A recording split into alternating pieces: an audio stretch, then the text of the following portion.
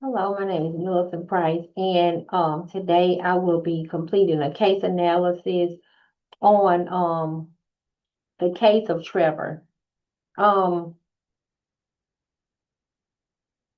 the first question is, do do you think you would be able to work with Trevor? Why or why not? I truly believe that I would be able to work with Trevor, even though this would be a challenging case. Or even though I feel this will be a challenging case, I feel like I will be able to work with Trevor. Trevor is showing some serious mental health symptoms, but I don't see him or view him as just a typical delinquent teenager who made a bad decision. I believe his behavior is connected to deeper psychological issues, especially some possible psychosis. He appears to be experiencing hallucination and paranoia, which likely affect how he thinks and reacts. Working with someone experiencing psychotic symptoms require patience, structure, and consistency. I will focus on creating a safe and calm environment where he feels supported, but also understands that there are boundaries. I think with time, the right clinical approach, I could be a ramper with him with the right um clinical approach.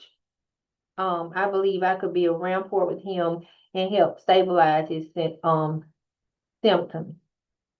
What tentative diagnosis would you consider in reviewing Trevor's situation?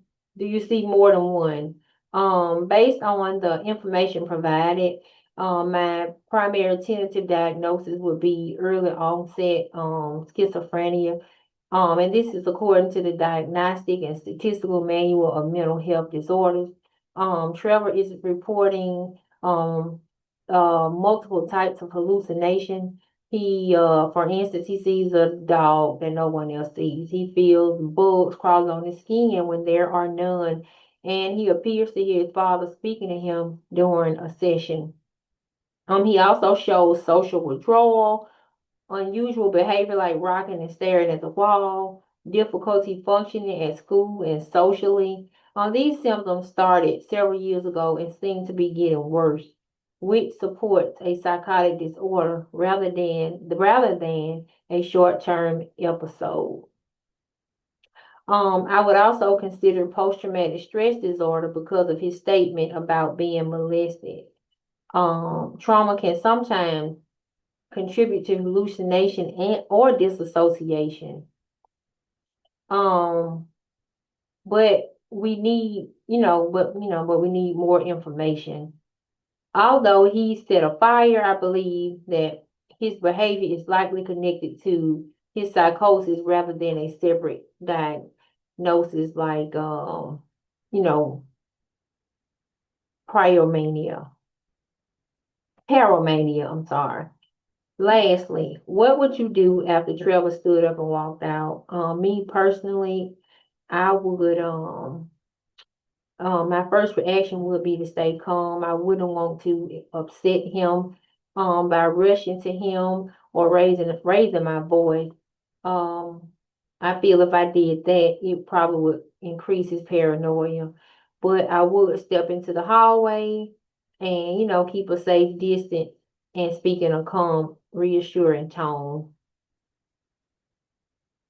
I would assess whether he appears distressed or is responding to, internal stimuli, or determine if there is any immediate safety concern. If Trevor is willing to engage briefly, I would use grounding techniques such as reminding him where he is and asking what he is hearing, without confirming the hallucination. And lastly, if Trevor refused to return, I would carefully document everything that occurred, especially his statement about hearing his father's voice and the allegation of molestation. Since that would require mandated reporting, In that moment, my priority would be safety, de-escalation, and maintaining a calm, therapeutic presence. Thank you.